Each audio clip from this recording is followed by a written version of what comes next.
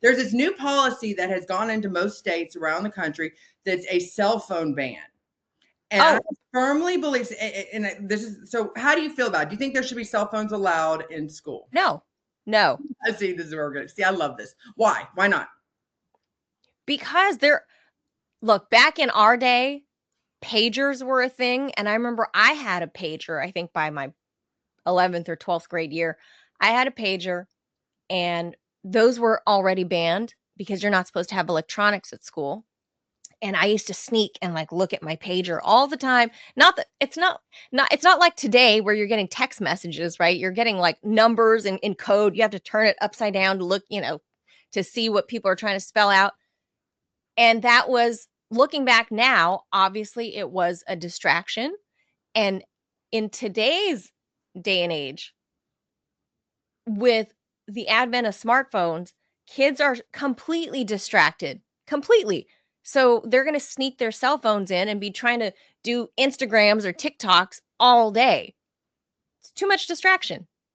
Okay. But at the same time, the schools are also, not really teaching either. So that's a different conversation. So here's the two ways of looking that I'm looking at. One, I think this is legislation that was obviously made by people who do not have kids in public schools. Now, oddly enough, most private schools are exempt from this. So their kids can still have their cell phones, or what I wish public schools would have done is they've adopted responsible rules on when you come in, you put it up at the, you put it up in the envelope. There were lots of cell phone boxes in my kids' rooms up until now. Oh, is that not what they're doing? No, no, there's no cell phones allowed on property at Oh, all. oh, I didn't No know that. cell Well, phone. I'm not there yet, so I didn't know. I just thought they meant like, okay, you walk in and then have a cell phone, I don't know, storage area in every class that you go to or something.